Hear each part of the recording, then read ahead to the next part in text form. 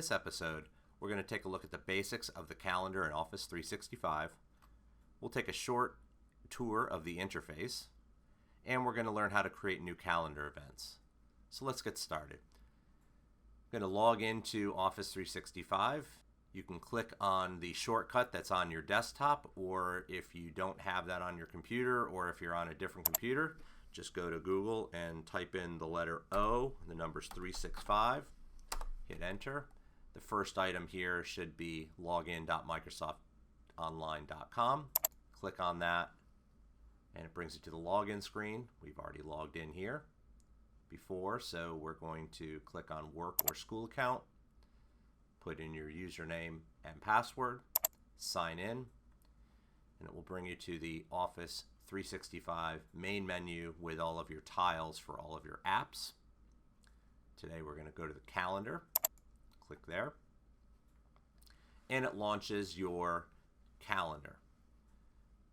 In the center area, you're going to see your calendar.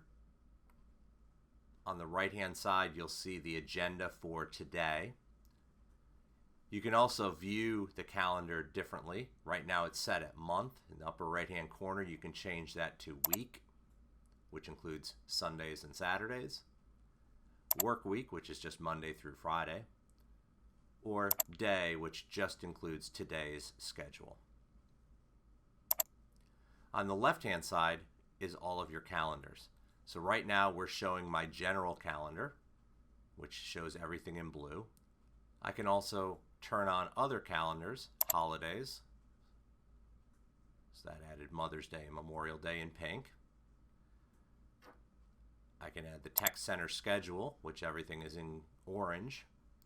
So that's how you turn the different calendars on and off, and they just toggle on and off.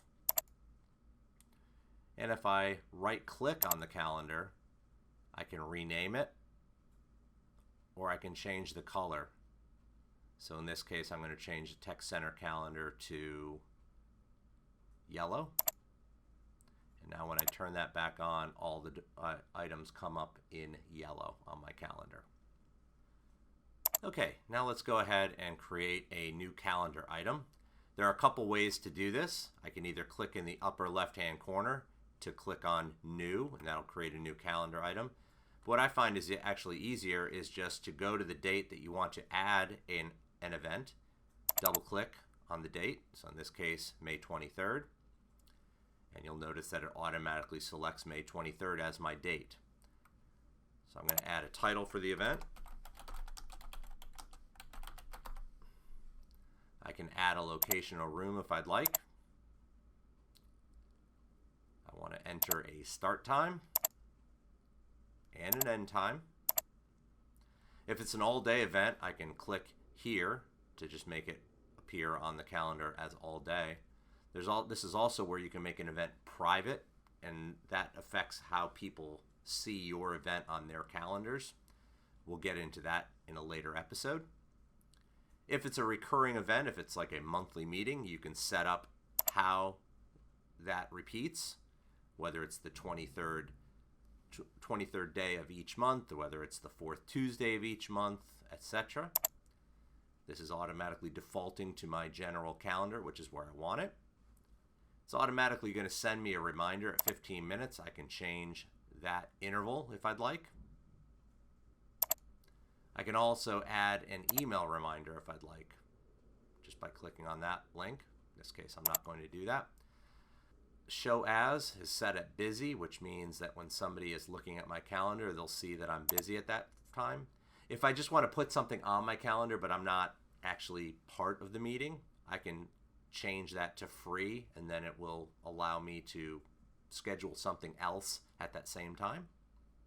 But in this case, I'm going to keep it at busy. And I can put in a short description if I so please. I can also attach a file to this if I'd like. And when I'm done, I just go to the upper left-hand corner and click Save. And now my meeting is showing up right here on May 23rd.